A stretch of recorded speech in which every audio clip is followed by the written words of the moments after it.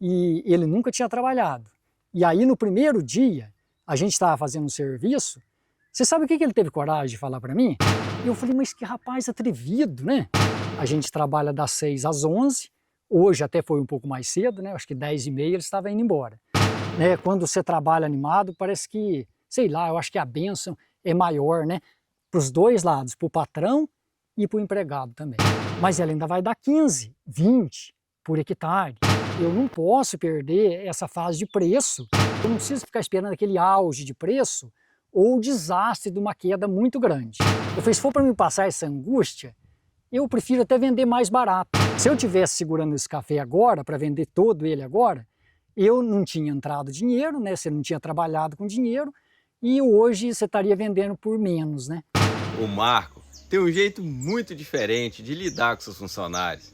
Ele começou do zero e hoje está muito bem, graças a Deus. E o principal, com produtividade e lucratividade. E esse vai ser o assunto do nosso No Pé do Café de hoje.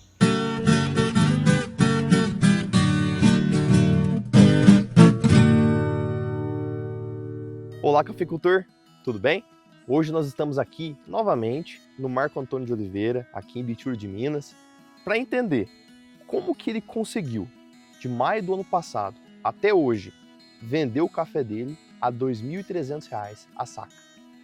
Marco, explica para nós, como é que você fez isso? Olha, eu comecei a vender no mês de maio e terminei no mês de setembro, né? E aí foi uma média. Eu comecei no preço de 2.460, depois 2.400, 2.300, 2.200, 2.100, 2.150 teve também, e 1.900, e um café problemático que foi que eu tinha comprado uma área nova, e o trato acho que era meio complicado, tinha muita broca, vendia 1.600. E aí na média, no geral, aí eu fiz a conta, deu 2.300. Agora a gente nunca faz alguma coisa se você não tiver um motivo para fazer. Qual foi o motivo de eu fazer média? Isso eu já faço há anos, né? Primeiro foi ter conhecido um jovem. A gente vendia café no mesmo lugar. E eu percebia que aquele jovem ele tinha assim uma angústia na questão de vender café, porque ele perguntava para mim, convém vender? Como você vai dar opinião? Né? Aí ele tinha aquela angústia, se eu vender e subir. Então você percebia que ele tinha aquela angústia, e eu falei, eu não quero essa angústia para mim. Eu falei, se for para me passar essa angústia, eu prefiro até vender mais barato. Pelo menos você vai dormir mais tranquilo. Então aquilo foi um dos motivos que me incentivou a ir fazendo média de venda. Um outro motivo foi questão de roubo, né? Por exemplo, eu não tenho visita de ladrão nas minhas propriedades. Por quê? Porque eu não deixo café. Você entendeu? Então, por exemplo, o café ficou pronto, ele sai vendido da propriedade no mesmo dia que ele ficou pronto. Então, por exemplo, se o preço estiver mais baixo, ele vai sair vendido. Se ele estiver mais alto, ele vai sair vendido também. Então, no final, eu não preciso ficar esperando aquele auge de preço ou o desastre de uma queda muito grande. Então, eu vou vender um pouco melhor, um pouco com o preço inferior, mas no final a gente agrega um valor até que interessante. Então, se a gente vê hoje, a gente conseguindo aí essa média, né, de 2.300, isso sem contar que quando que eu já recebi esse dinheiro? Se eu tivesse segurando esse café agora, para vender todo ele agora, eu não tinha entrado dinheiro, né? Você não tinha trabalhado com dinheiro, e hoje você estaria vendendo por menos, né? E, pessoal, o Marco, ele tem autoridade para falar disso. Ele é cafeicultor desde os 7 anos de idade, né, Marco? E ele já passou por muitas épocas, né?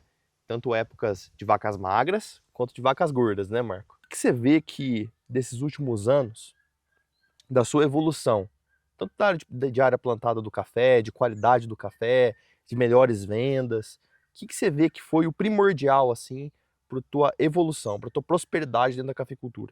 Olha, a gente não deve desperdiçar algumas oportunidades que aparecem na nossa vida. Isso daí é fundamental. Nós éramos em 6 irmãos, e 3 irmãos já andavam com as próprias pernas. 3, coitado, era eu e mais 2, né? A gente era recém-casado, muito difícil.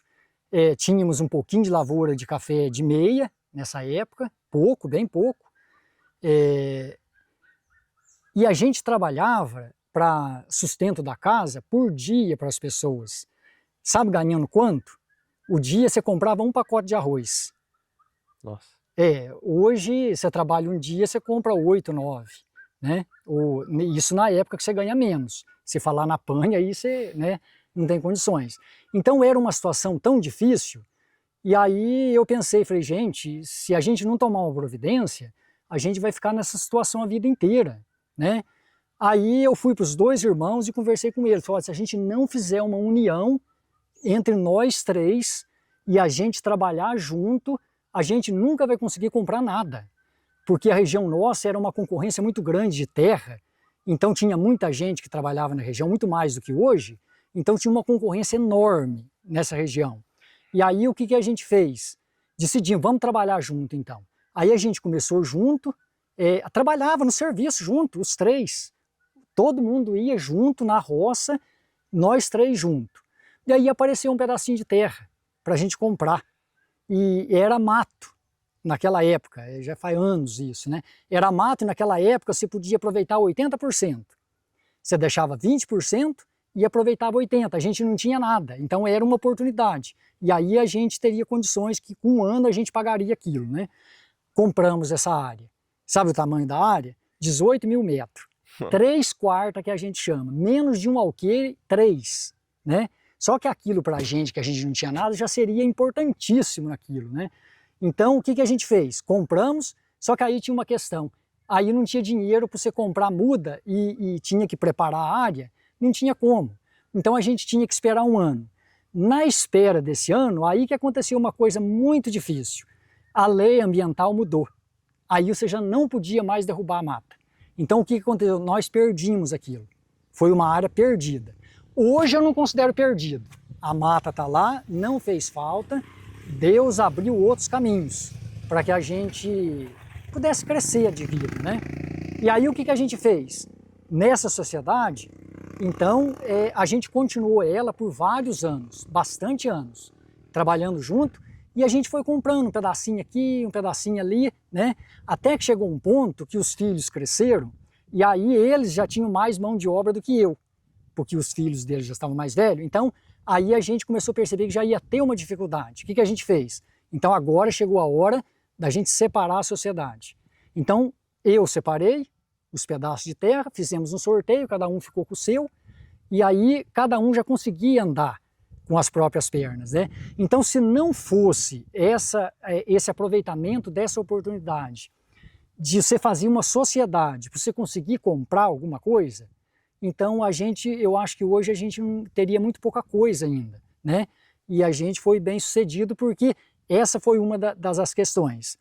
A segunda grande oportunidade que a gente precisa colocar até em primeiro lugar é a gente permitir que Deus nos abençoe.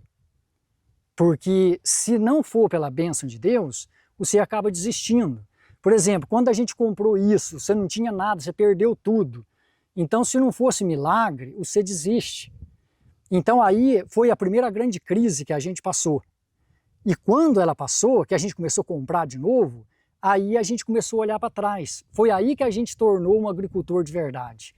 Porque aí você olhou e falou, puxa vida, olha o milagre que a gente recebeu, né? Olha como que Deus abençoou com saúde, com disposição, né? Nos mostrando o melhor caminho, né?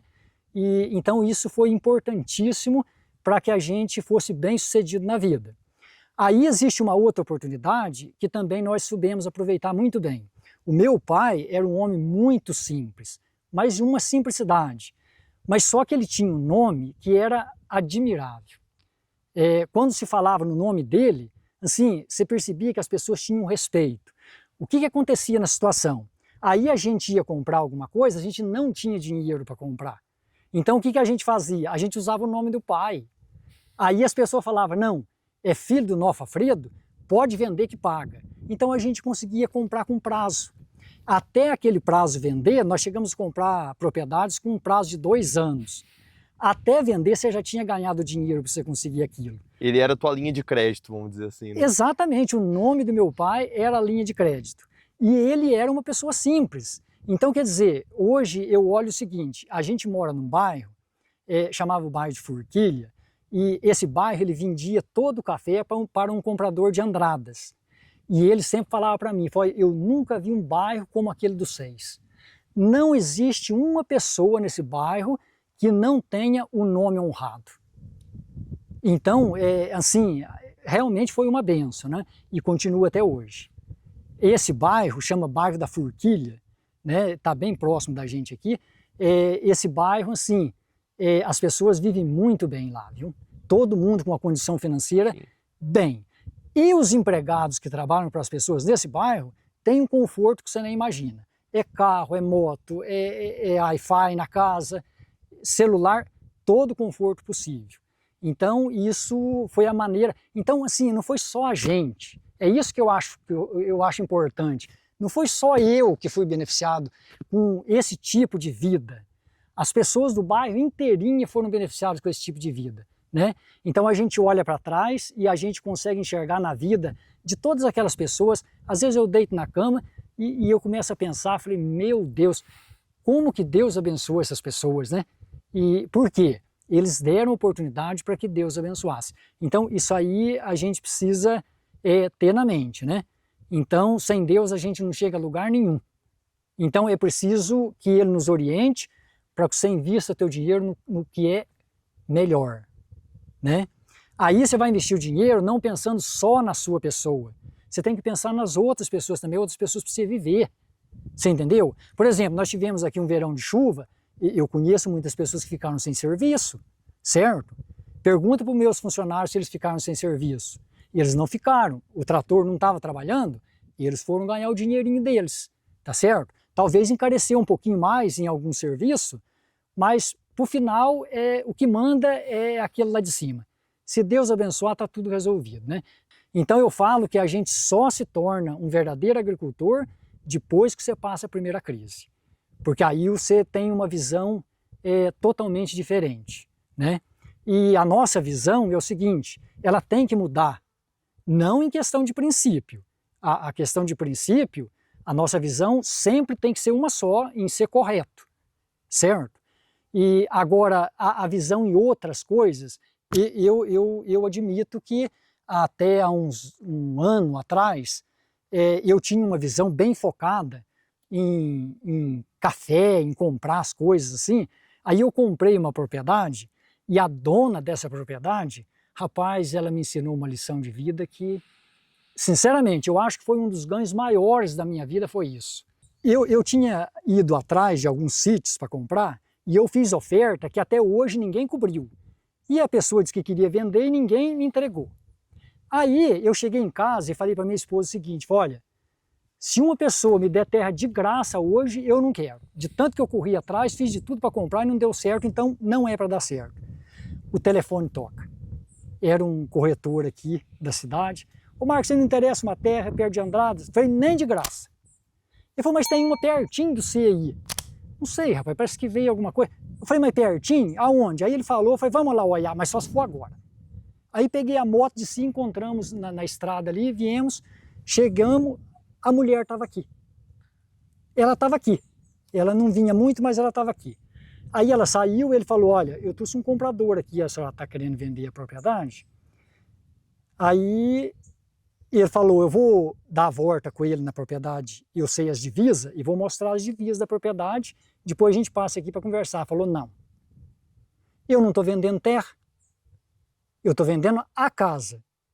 Aí, né, e o que eu pensei? Eu falei, por educação, eu vou olhar a casa, mas o que interessa para mim é a terra, não é a casa, né? Eu já tinha casa para morar, uma casa boa, e eu falei para mim, não, mas por educação. Aí eu vi o capricho que era aquilo, né?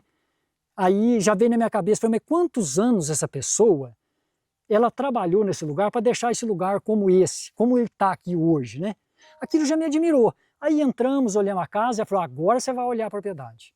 Aí viemos, passamos nas divisas, olhamos tudo a propriedade, voltamos. Ela falou, gostou? Eu falei, olha, dona Letícia, não tem nem como falar que não gostou, não tem quem não gosta de um lugar desse, né? Eu gostei. Aí ela falou, mas ainda não temos negócio. Primeiro você vai trazer a tua esposa aqui. Eu falei, mas que mulher desgramada. Qual é mulher que não vai olhar um lugar desse e não vai gostar? É para a esposa me incentivar a comprar, né? Esse foi o meu pensamento, né? Aí eu falei, beleza, então. Aí fui em casa, conversei com a minha esposa, ela perguntou que jeito que era, você já viu, né? Ela já ficou interessada, né? Aí no outro dia cedo a gente veio, ela estava aqui, a hora que a minha esposa entrou na cozinha, ela falou, pode comprar. Eu falei, pronto, acabou com o meu negócio. Aí, depois a gente conversando, e aí eu acabei descobrindo que não foi por isso que ela chamou a minha esposa.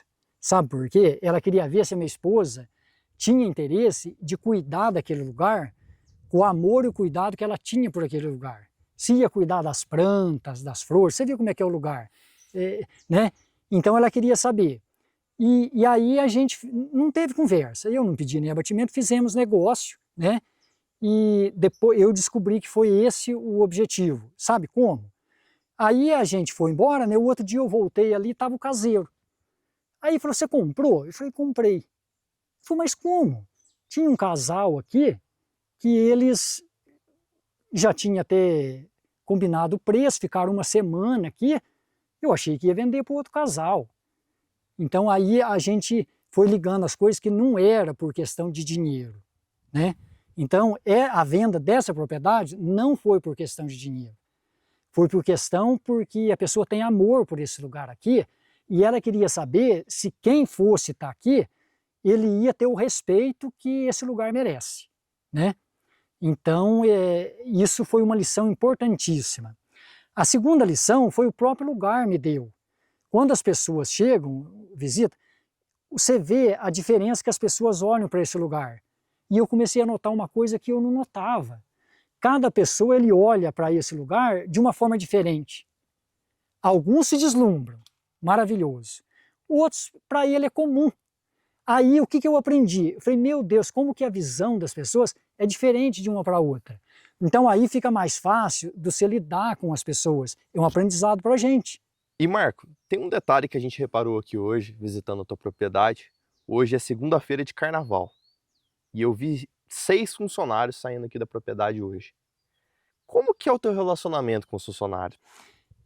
Aí você pega uma cultura e por exemplo, se você chegar na roça, eu vou estar junto.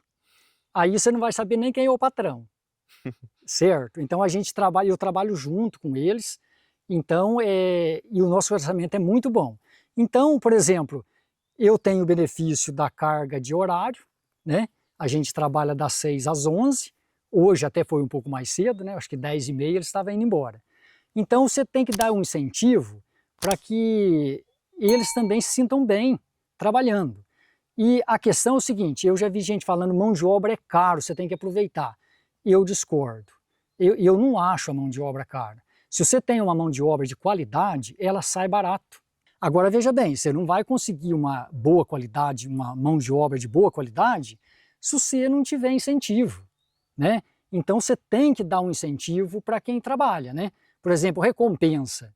A gente era criança e o pai, ele ensinava a gente o seguinte, olha, você vai fazer alguma coisinha você vai ganhar.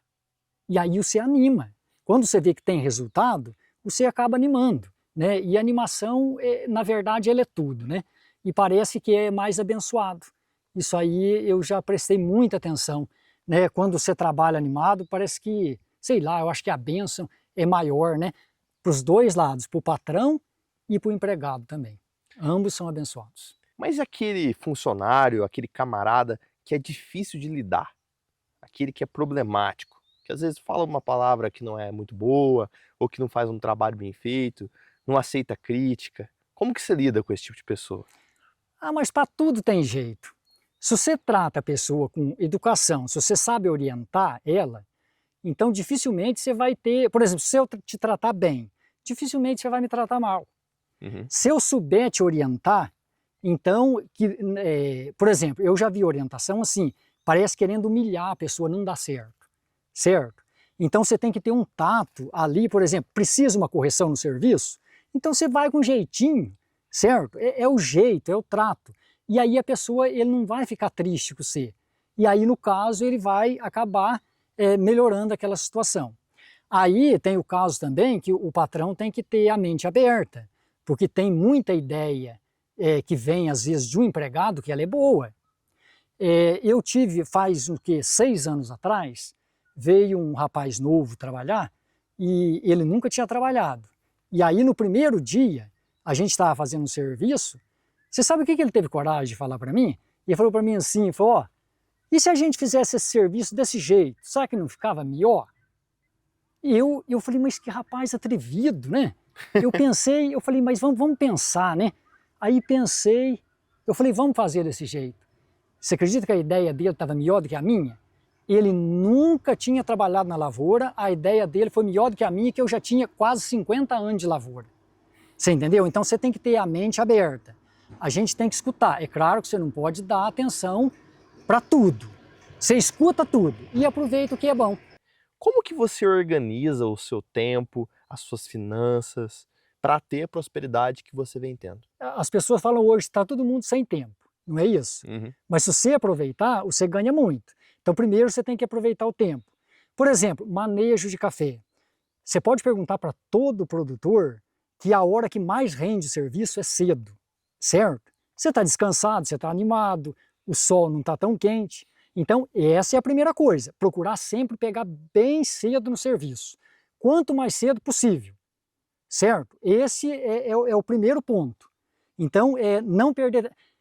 Por exemplo, tem gente que tem mais atividade, aí já é uma outra questão. Tem gente que tira leite depois, que ele vai para a roça, é uma outra questão. Não é o meu caso. Eu só mexo com café.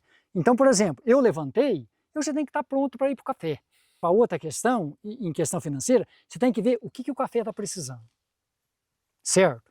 Você andando, você vai ver, tem deficiência de alguma coisa? Está entrando alguma doença? Ele está totalmente sem doença? Você não precisa gastar, certo? Por exemplo, você pode andar, essa é uma lavoura, e tem várias outras. Eu tive andando esses dias, e com muita chuva, eu fiquei meio preocupado, porque aqui para nós a gente tem questão de ferrugem, né? E eu falei, eu vou andar porque pode estar tendo ferrugem, porque não tem como você fazer pulverização. Eu andei e não tem nada. E agora o sol abriu. É o melhor remédio que tem para o café agora, é esse sol aqui, tá certo? Então ele vai engrossar a folha, vai ficar difícil de entrar a doença. O que você pode? Você já ganhou dinheiro nisso. Você já não gastou nisso. Você não colocou o trator para trabalhar, você não comprou veneno, certo? Ou se você comprou, você vai deixar para frente, se for necessário. Você não está gastando. Então, por exemplo, há necessidade ou não? Isso é fundamental. Só que para isso você tem que ter disposição para sempre estar de olho, certo? Você tem que andar sempre de olho se está com deficiência de alguma coisa ou não. Na questão de dinheiro, eu acho que é a questão que a gente mais tem que tomar cuidado, né? Porque fala que dinheiro, depois que ele vai, é difícil ele voltar. Então você tem que ter muito cuidado nisso daí. Aí a questão no que você aplica. Eu, por exemplo, a aplicação, eu só aplico em imóveis. E é bom você ter uma reserva, né? Uma reserva sempre é bom ter. E às vezes, diante de um negócio, você precisa até ajuda de um vizinho, né? Por exemplo, eu lembro, acho que uns 3 anos atrás, eu fiz um negócio, o dinheiro não dava, mas era um bom negócio. E eu falei, eu vou fazer esse negócio. E aí eu comprei ficando devendo. Aí tinha os vizinhos, né? Aí qualquer vizinho que eu passasse, eu achava que tinha dinheiro, né? Eu falei, vou passar no primeiro, né? Aí passei no primeiro vizinho. Passei, conversei com ele. Falou, rapaz do céu, compramos uma casa ontem, uma casa cara. Não vou poder te ajudar, mas não precisa nem você sair daqui.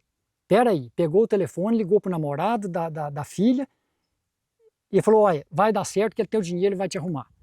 Certo? Então a questão de finança é essa questão, não é sempre que você vai ter dinheiro, certo? Às vezes é preciso você buscar dinheiro. Se você não buscar, você não constrói, certo? Quase todo o negócio que eu fiz até hoje, ele foi ficando, eu fiquei em dívidas, né? E eu arrumei dívidas.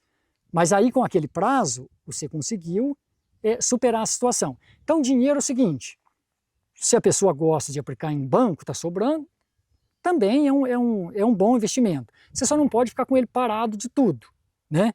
E aí, conta de lavoura, você não pode gastar muito. Então, por exemplo, eu tenho uma boa produção, mas tem vizinho que tem produção melhor que a minha, mas só que tem uma diferença. Eles têm um gasto muito maior do que o meu. Aí você vai ter que ver se aquilo vai compensar ou não. Agora a questão de você fazer dinheiro, certo?